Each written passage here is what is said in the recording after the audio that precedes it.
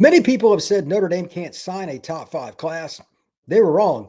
And in fact, this is a top two recruiting class. Locked On presents The Portal, the daily podcast covering college football recruiting and everything NIL. Part of the Locked On Podcast Network. Your team every day. The Portal Podcast, where you get your daily recruiting, NIL, and transfer portal scoop. I'm your host, Brian Smith, longtime recruiting analyst. Thank you for making the Portal Podcast your first listen each and every day on the nation's #1 sports podcasting network, Locked On. We're going to talk about title runs that Notre Dame's going to be able to go on for years, in part and in large part because of this recruiting class.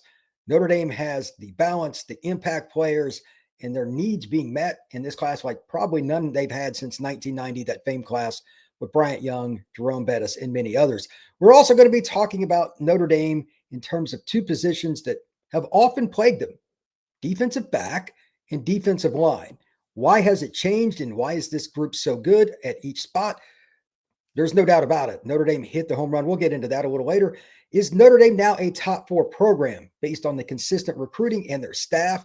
And overall, just why is this class special? I'm going to start with that right now. This is the only team that I know of in recent memory that has a recruiting class where once you got into the spring all the way to signing day, they didn't have a decommitment. Think about that. In today's era of college football, where decommitments happen constantly, Notre Dame doesn't have one. When was the last time that happened at any P4 program? That is wild. That shows the continuity with Marcus Freeman's staff, the program, the institution. Notre Dame was able to fend off numerous runs for players all over the place. And some of these kids had ties to other schools. Didn't matter.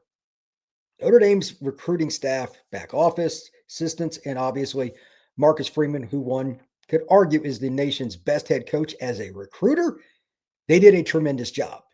On that end, they also, again, met their needs. They got impact guys. They also have a balanced class. There's no position I go, man, really needed at least one, if not two more guys at that spot. There isn't. This is a tremendous class. And along with USC, who I will talk about in the coming days, I want to see what they do. They've got a little later announcement being a West Coast program. I think they're the two best recruiting classes. And it depends on how you look at it. I'll examine USC and Notre Dame head to head in the coming days. But right now, I think those are the two best classes, especially with Jared Curtis decommitting from UGA, and he plans to sign with Vanderbilt as the time of this recording. So with that, let's talk about the best players in the class, even though it's loaded. And I'm going to start with Rodney Dunham. Again, impact, position of need, D-line was their biggest, and balance. Notre Dame signed 4 D linemen, 2 D ends, 2 D tackles, all very talented, all coveted across the country. Having stated that, here's the difference. I've watched defensive end film just like anybody else that's in this industry forever. There are very few kids that are built like Dunham that has his explosiveness, his twitch, his bend, and has a ceiling that's still high, and he's already a 5-star guy. That is a weird combination. You can tell he still has areas he needs to improve, but from his junior to senior film, it's definitive. Rodney Dunham, despite going into a program that is lineman driven under Marcus Freeman, is going to be a guy that is some way, shape, or form going to play next year at Notre Dame, barring something very unforeseen. That is a dude. Kind of like Xavier Griffin that's going to Alabama. They're the kinds of guys that you just can't teach. You can pretty much line them up at 3rd and 7 in a 7 technique. Everybody in the stadium knows they're going to speed rush, but can the tackle do anything about it? Those kind of guys, even as a freshman, I think Dunham is going to be that player for Notre Dame that at some point in the 2026 season, you're like, oh yeah, that's that freshman. Yeah, well, he's not really a freshman. When you see his film and take the time, look up Rodney Dunham. Find his huddle film and go watch that. There's no way you're not going to be impressed if you know anything at all about football. Great prospect. Ebenezer Iwatade. Iwatade is just a freaky athlete, another D end, also from North Carolina. This is a player that I think needs another year maybe to fill out his frame, but he could be even better, scary, than Dunham long term. Again, this is their biggest position of need, defensive line. Notre Dame's losing quite a few guys this year next. They're restocking now.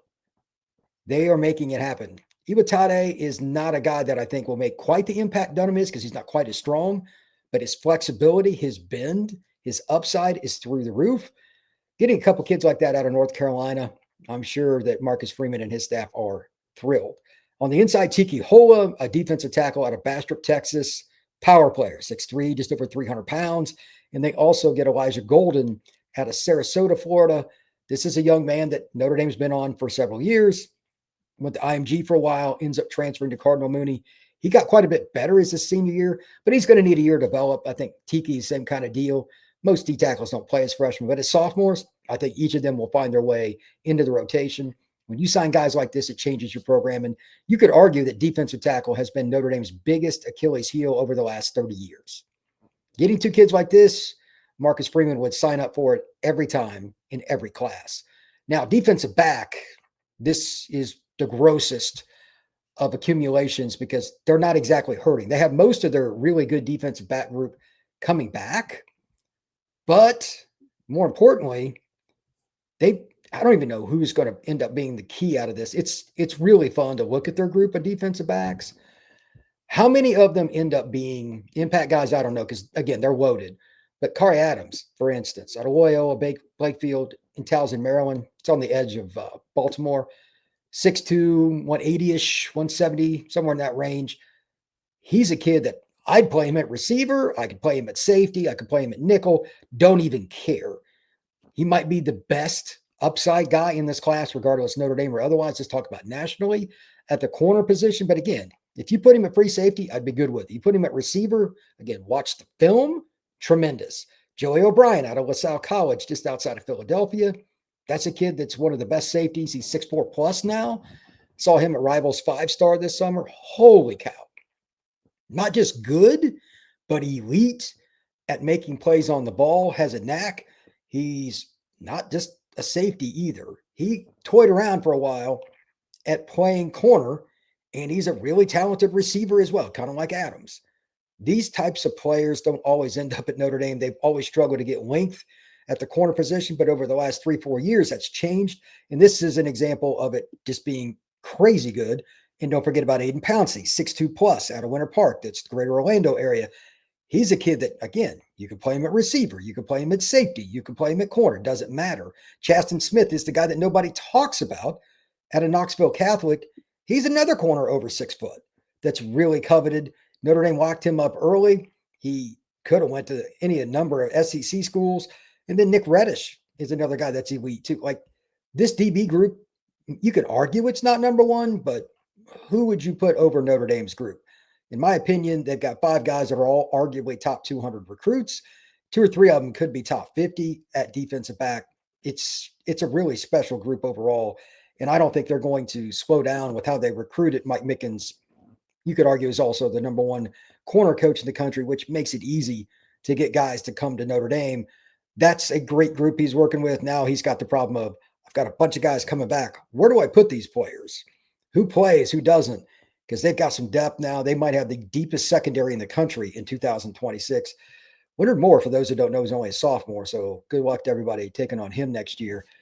But again, they're going to have to find ways to get these guys on the field. When we come back, we're going to talk about how Notre Dame recruiting, led by Marcus Freeman, has helped it become not just a good program, but in my opinion, one that should be considered one of the top 4 in the nation. That is next here on the Portal Podcast. Today's show is brought to you by FanDuel. NFL Sundays move fast, one big play, and suddenly everything feels different. That's what makes live betting with FanDuel so exciting. You're not just watching the game, you're reacting to it in real time. With FanDuel, you can place bets whenever the action unfolds at any point. Something changes. There's a turnover. There's a player that gets hot as a receiver. The quarterback really takes a dive. He isn't playing well, so you look at it from a different perspective. Momentum shifts. That's when live betting can be a lot of fun. With FanDuel, you can even place live bets on action that you didn't even think was going to happen because you can look at it from a player props perspective. You can look at it from the opportunity of quarters, halves, all kinds of different things. So if you want to be right in the middle of the action this season, visit FanDuel.com and place your NFL live bets all season long. FanDuel, the games move fast, and so can you. Today's show is also brought to you by Game Time. The World Cup is coming back to North America for the first time since 1994. It's been a while. And with 48 teams in it, this is the first time ever they've had that number. It's going to be a massive event. But let's be honest, for those of you that want to go to see the World Cup, it's not exactly easy to get tickets. That can be the hardest part, actually. That's why Game Time is such a clutch app, finally giving fans like you the real advantage when it comes to snagging seats. With Game Time, you can track the price drops right on the app, get alerts to your phone, and when great seats open, you're there to pounce. And that makes going to the World Cup a lot easier than just going at it all on your own. Plus, there are a couple of things to know about Game Time. I just got 2 tickets to a basketball game on Game Time, and including typing in my credit card information, I found the seats I wanted, got the seat view, which you can look at right on your phone once you click on the seats, and then I put in my credit card info out in 5 minutes. Really simple. Take the guesswork out of buying World Cup tickets and any other kind of event you want, whether it's a soccer, it's a concert, football, basketball, with Game Time. Download the app, create an account, and use code LOCKEDONCollege for $20 off your first purchase. Download the app, make an account, and use code LOCKEDONCollege for $20 off. Swipe, tap, ticket, go. Download the Game Time app today. Thank you once again for making the Portal Podcast your first listen each and every day right here on the Locked On Podcast Network. If you have not already, become an everydayer, subscribe to this podcast, hit that notification bell on YouTube, share it. And if you're going to the gym or going to the grocery store, you remember, you can always listen to it on Apple, Spotify, or wherever you get your pods. Is Notre Dame now a top 4 program? I say yes, and here's why. They are consistently recruiting, as I've noted already in this pod, a defensive line and defensive back in a way they haven't before. Those are probably their 2 best spots in this class, although we got another one to talk about. We can argue on positions in a second with wide receiver, and those are traditionally the spots, again, they don't do as well. Offensive line in this group is another good haul for the Irish, but that's par for the course. They got a great tight end, shocker. They've got impact players, not surprising, but it's where they're getting them now. Prior to Marcus Freeman arriving in South Bend, those things just didn't happen. When you add in Mike Mickens, when you add in several good staff members in terms of recruiting, and their back office staff does a tremendous job because they don't only evaluate good players and get them to South Bend, they keep them. As I noted, they don't have anybody decommitting. That is a sign of a program that is strong, elite, if you will. To me, there are 4 programs that are different than any other in college football right now because the consistency on the field with head coaching, assistant coaches, coordinators. Mike Denbrock's up for the Broyles Award winner as top coordinator. They averaged over 40 points a game this year. They've got a lot of things going for them, but it's the recruiting consistency with Marcus Freeman that makes Notre Dame, Oregon, Ohio State, and Georgia different than the other programs. Each of the head coaches, Freeman included, along with Kirby Smart, Ryan Day, and Dan Lanning, are elite recruiters themselves. They are closers, they are good evaluators, and they find a way to get freshmen and sophomores on the field. Leonard Moore started last year as a freshman in the national title game at corner and was their best corner. They find good players. They don't care what year you're going to play. A lot of schools don't like doing that. Congrats to Notre Dame for figuring that out. Now, Ohio State's done it, obviously. Jeremiah, different guys like that too, and that's why they're also included. But many people never thought that Notre Dame could be a consistent top-of-the-board program again. They were wrong. Got to give Marcus Freeman credit because I didn't even know if that could really hit this mark. In this class, again, I think it's one of the top 2 in the country. All the things they've done have shown why it's so great. So here are a couple other things that I really like about this class. Let's talk about individual players. They only signed 2 linebackers. Okay, they didn't need a ton. They're loaded. But the 2 guys they get, Thomas Davis Jr., who, by the way, a Georgia legacy, Notre Dame fended them off. And they also get Jacoby Clapper, a kid out of St. X in Cincinnati. A lot of teams, if they would have signed those 2 players, that would have been 2 of their top 4, if not their top 2 recruits. Notre Dame, they're probably not top 8 for either one. And they're both NFL caliber players if they develop properly. It'll be on them. That's a sign, again, that you have an elite program. Not just a recruiting class, an elite program. When you're getting to that level, It's ridiculous. Another high-end offensive tackle would have been nice if you want to pick on something, or maybe a 6'5", 315-pound defensive tackle. I mean, everybody has something. USC, Notre Dame, Georgia, Ohio State, everybody has something they would have liked to have had. That's just the nature of the beast. But there's nothing in this class that says it's not top 5 in any way, shape, or form. And overall, because of the balance and the impact and the needs being met, again, it's top 2. So long term, the guy that I'm most curious about is Grayson McHugh. He plays with Joey O'Brien at LaSalle College in the Philadelphia area. This is a 6'6", 6'7" offensive tackle prospect who recently moved to OT from tight end. He can do a backflip. He put a picture, or a video of himself doing a backflip on X. Kids that big don't do backflips. And his athleticism and his feet, that's a great sign. Secondarily, they got 6 linemen in general on the offensive side. That's always good. Freeman wants to be a lineman-driven program. He proved it. Defense, again, 4 linemen. And then in the secondary, they got this tremendous class. But we haven't even touched on the wide receivers yet. Notre Dame went out and found guys that are twitchy. They've kind of changed their approach to the receiver room, and like a little bit less size, but the amount of speed and twitch is way different. They did get one boundary receiver, Mr. Fitzgerald, Hall of Famer, one of my favorite players at wide receiver. He's got a son, Devin Fitzgerald, at Brophy Prep. It's a really good program in Phoenix. Devin Fitzgerald picked Notre Dame over Stanford and several other programs. That's going to be your boundary receiver. Kadon Finley out of Aledo, Texas, greater Dallas area. Probably the best route runner and playmaker combination. He's a kid that's been trained very, very well all the way through. You can tell he takes his craft seriously. Out of every receiver they signed, I think he's got the best chance to make an impact. But I love Braden Robinson, another kid from the Dallas area. I saw him from the 8th grade going into 9th, and he was one of the fastest guys I'd seen that year. He wasn't even in high school yet. Bubba Frazier, just saw him again the other night. Explosive player, playing at one of the best programs in the country at Benedictine Military down in Savannah. Great kid. He's put together. And then they got Dylan Faison, a guy I saw this past year at the Battle Miami tournament. He plays at a smaller school in South Florida, but he's super twitchy, and he's also the nation's best lacrosse player. This is a loaded group. Notre Dame doesn't normally sign receiver classes like this or anything close to it. Notre Dame's program has changed because they needed D linemen. Absolutely killed it. Needed offensive players that could really change the game in terms of skill. Wide receiver is there. And then finally, the running back room was really good as well. Not one, but 2 guys that I think can be very, very good. And Notre Dame, obviously, it's probably not hard to sell running back right now if you're the Irish. Having Jeremiah Love and Jarian Price, it's kind of like not fair, but that's still an advertisement for good things to come. Jonaz Walton's a kid that I've seen a couple of times now. He is a load. He's 215 pounds, give or take.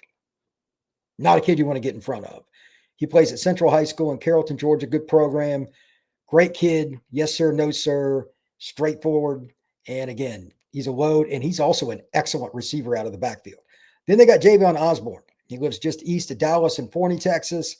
A little twitchier, a little more lateral movement, and he's the explosive guy. He reminds me a little bit of Jadarian Price in his style of play. Just over 200 pounds, 5'10", and great kid. Another guy that can catch the football, but he'll lower the boom too.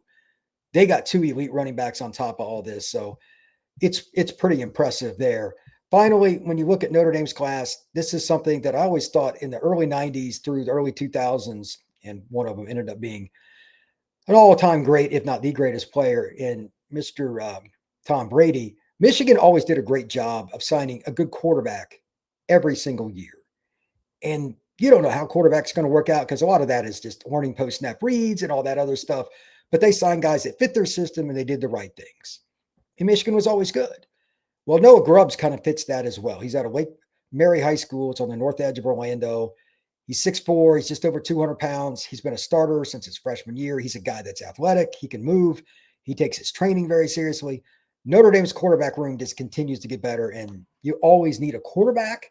If this is somebody I'm talking about later on, like he was a national recruit, and he's later on I'm talking about in this recruiting class, again, it gives a little bit of an evaluation point that you can't go away from why Notre Dame's class is so good. And I'm not sure which one I'm going with yet. I need to see who everybody signs today It'll be USC or Notre Dame, barring something very unforeseen. I think those are the top two classes for me. But again, they don't have any holes in this class.